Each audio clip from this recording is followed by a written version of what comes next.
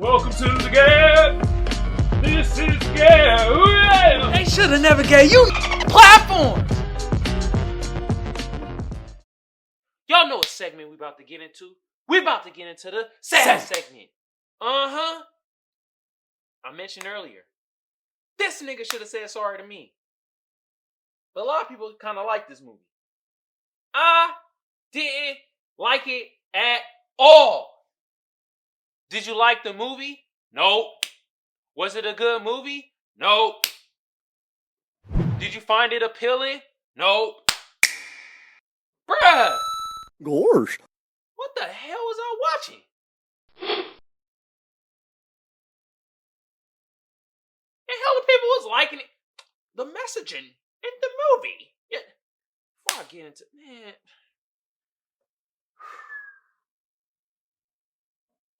What was good about this movie was the acting. You feel me? Actors in here were doing their thing, man. They had Keke Palmer. They had Daniel Kaluuya. They had Steven Yeun. They had this new dude I ain't never seen. Or he probably been in shit, but I don't know. Brandon Pereira. Great acting, man. Hell yeah. Fuck with it. IMDb gave it a 7.5, but Rotten Tomatoes gave it an 81%. You know what that means? That means this movie was fresh to them. And the people gave it a 78%. Oh, man. Fuck all y'all. What the was y'all watching? God damn! What the hell? I must have been watching something else. We was watching two different things. Cause this shit seemed like paint was drying.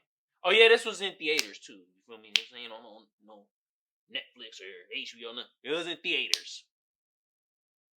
I was like, this seemed like paint drying. It dragged on.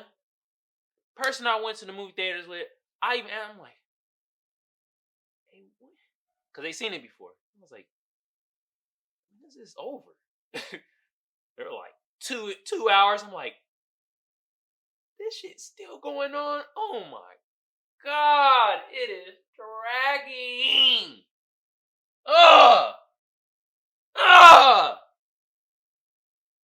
Great actors. Storyline was okay. It was dragged, and it was just like certain things. I was just like, I don't want a message with my scary movies anymore. My horror movies, I want them messageless. What's that word? That's what I want with my horror films. Messageless. No message at all. Damn. Just scare the out of me. That's all I want at this point. Damn. So basically this movie was, two siblings, California. Essentially, Daniel Kaluuya character. Why they don't have the freaking names of the damn characters on here? Usually they have the names under them. Like Brandon Pereira character is Angel Torres. Hold on? Let me see something. Wow, they really don't have the freaking names. All right, well, Daniel Kaluuya character is O.J. Howard, and Keke Palmer character is Emerald Haywood. And essentially, they brother and sister. O.J. dad, who was played by Keith David, and legendary actor, by the way. Actually, this is the first role where he didn't really play somebody scummy. He got killed within the first 5 minutes of the movie. But he didn't play somebody scummy. So I was impressed. But essentially, his dad freaking died. Basically, stuff fell out the sky. You feel me? And he got hit by a damn dime. Dropped a dime on him. And I ain't talking about basketball. Literally. Bow right in his face. And they were like horse ranchers and stuff like that. And boom. Dead. Deceased. And so then, I think some years went by. And this, sister came along. Which is played by Keke Palmer. Emerald. And she's more upbeat, more life to her and stuff. And the scene that they went to next was basically they're like training horses to be on set so they could get some dough, make some money. But OJ's mad shy, and he kind of just like, he's trying to tell the people like, be careful with the horses. Like, the horse don't like that. But the people on set, they so fast paced.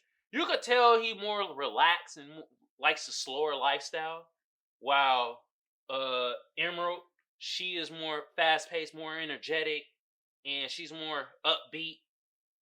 And they literally the horse, like, it's just common sense, people. You're not supposed to get behind a horse. They're liable to kick you in the chest. And that's what these people doing. They kept going behind the horse and moving fast, and the horse went and just ran off. And so then, how OJ was making money was he was selling horses to Steven Yeun character, which, what is this, bruh? Ricky. Yeah, that's his character, Ricky. And he's selling horses to him, but OJ was like, yo, I want to get my horse back. You feel me? I'm gonna buy it back down the line. And essentially what Ricky was doing was, bro was creating a show, a spectacle of the alien itself by feeding it the horses. Yeah, fucked up. And what's even more fucked up was Ricky was in a tragic situation. Whereas a little kid, he was on this show, it was a spectacle, and it was making a spectacle of a monkey. And the monkey went monkey. A flashlight happened, and he just started killing people. Ripped the woman's face off. Ah! Off. She had no face. Ripped it off when she was a young girl. Beat on another man. Just whooping ass. And then Ricky was scared, went under the freaking table. And then it popped the monkey right in front of him. And him going through all that, he's still trying to make a spectacle and shit of that incident, of the show. Had memorabilia and stuff, and had it all, and had people paying to see that also. It's like, dang, bro. Capitalism. It can be horrible. Horrific. But, essentially, that was happening, and down the line, OJ figured out, like, oh, he feeding the horses to the alien. Because essentially what happened is, OJ and Emerald, they start seeing the damn alien. At first, they thought it was an alien saucer. Hell, I did too. And the saucer, I'm like, when I first saw it, I'm like, oh, y'all taking this cowboy thing way too serious. I thought it was a cowboy hat. Jesus Christ. I thought the saucer was a cowboy hat. And I'm like, oh, y'all trying to really play this whole cowboy horse thing. And it's like, but it's just a flat thing.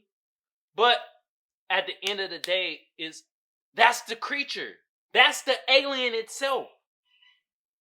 And the alien eats people. Slowly. At first you hearing this weird sound and stuff from the alien, you thinking like, oh, that's a sound it makes. Or the sound that the alien is making in the ship. And it's like, no, it's the alien itself. And the weird sound you hear is the horses being digested slowly. Jesus Christ. Yeah, horrible. Man. But then, it's like, it tries to like throw you off by having like these other ranchers dress up as aliens and try to freak out OJ and stuff like that. And essentially, it didn't work. What the thing about the alien though, it shuts down every electrical current. So it shuts down things electrical, and the way it detects you is if you look at it. You look at it, then it comes to you, and it eat your ass alive. It's like a snake. Its digestive system like a snake, where the snake eats you and it slowly digest you and shit like that. So But essentially they OJ they see the cloud like it's not moving, and then they see the weird stuff going on and stuff like that, and they were like, oh snap. So they try to get it on camera, and basically Emerald is like, yo, if we get the perfect shot, we get the camera, we gonna be rich. Cause we gonna be the ones that have a high definition picture of an alien life form. And then also this is when Angel Torres character comes in, cause he works at Fry's, and like essentially he figures out like, yo, y'all trying to find some stuff, y'all trying to look up some UFOs and stuff like that. And so they get the camera and stuff and get it all set up, and they tell, and they're like, all right, bro, we don't need you no more. But Angel spy on him, and now he's a part of the story. And essentially, first, what happens is they try to capture it, but a grasshopper lands on the lens. Yeah. Somehow alien controls nature. Grasshopper on the lens. But it also knocks out electrical currents. So you can't freaking see it because it knocks out the current of the camera. While the other camera has a big ass grasshopper. So they don't see it, but they see it move or whatever. And it eats another horse. And so now they had this one guy on set, and he was a director, and like he I don't know, this nigga born. Born as he played by Michael Wincott. He's Antlers Hoist. And essentially they get him and they like, yo, bro, we need to catch this alien, bro. The perfect shot. And he's all about catching the most outrageous shots of things of nature eating each other and stuff like that. I guess that's another message. I don't freak know at this point. But then they got him, and he has a camera that's like one of them old school cameras that take no electrical current at all. So it's like, cool. They trying to get the perfect shot, and they figure out you're not supposed to look this thing in the eye. How they figured out, because OJ the alien kind of went over, and OJ went, oh no, I'm scared. I ain't look at it, I'm shy. Oh.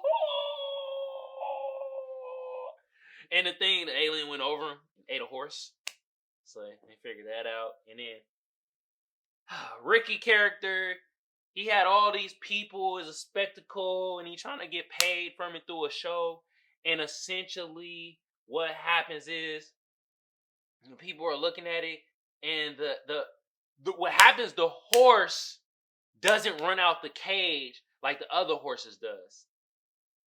And so since it doesn't run out the cage, the alien come closer to the people at the show or whatever, and they're looking at the thing. And what happens is the alien eats all them motherfuckers. And Ricky already been through something super traumatic, and he's still doing this horse shit. And so it's like you can't take your eyes away from something so spectacle and traumatic and stuff like that. And now is, I guess, another message of nope. But then it's like one of the scenes, and I give him this. This was very horrific, and this was like I thought this was tight. Another scene, it was basically that they were in the house, and this is after everybody from the show got eaten, and OJ got his horse back, and essentially the alien went over their house trying to look for more food, and while it was doing that, it was digesting all the people. And you just hear all the people saying, "It burns! Oh my God! It burns my skin! Ah! It says monkeypox! Ah!" Yeah. And just shitted them out all over the house. And so then you go to the next scene, and it has the Antlers Hoist, and they set up this whole elaborate freaking scheme where they have like, the little things, they go like this, the used car lots, and they have the batteries under them, so then they know where the alien is going. because each time it goes over something, because it can't look it in the eye, so they use that in other cameras. And then this dude, the director dude, they get the shot that they want from the camera, but this dude is like, I gotta get the perfect shot, the outstanding shot.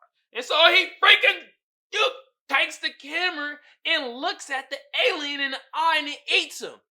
And before that, they have another freaking camera person with the little reflection thing, or I don't know what the hell was he, Daft Punk? I don't know. Some member from Daft Punk came around and they were TMZ. You know how TMZ gotta get the best shot ever, and what happened is he doesn't know that it shuts down electrical things. So when he's driving his motorcycle, it shuts it down. He flips off his motorcycle, breaks his pelvis, I guess, and arm and all. And this motherfucker way more worried about his camera than his life. Another message, I guess? Who knows? And then at the end of the day, it's like there's this well at the one amusement place that Ricky was using to have the show, and it takes a picture of the sky, and so they had to change the plan, and OJ used the horse and the eye thing and get the monster away at first so Emerald can ride the motorcycle to that spot. And like what's happening is the creature is transforming, and once it gets its final stage, it like its mouth looks like a camera. I don't know, the creature looked weak to me, man. That creature was garbage. Oh, what the hell? Was that paper mache? What the hell was that? Is that a freaking terrible design kite? Oh. And essentially they got the alien, and what they did was, since it feeds on everything somehow, except for houses, it had like this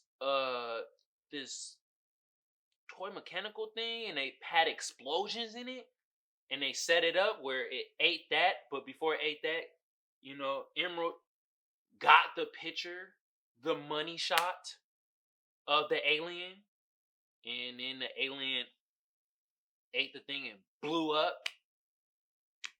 But we don't know if the alien is dead or not, but we assume it is, and yeah, that's it. End of movie. End of black horror film messaging. I'm tired of that shit. Can we just have a freaking black horror film where it has no messaging behind it? Why does all the black horror films have to have messaging behind it? Oh, nigga. I just want a black horror film with black people in it and they just jump scaring us. And this is a scary creature at the end. Was I thrilled? Nope. Was I excited? Nope. But hey, forget what I think, man. A lot of people like the movie, so does my opinion matter? Nope. Well, once again, that movie was Nope. In theaters.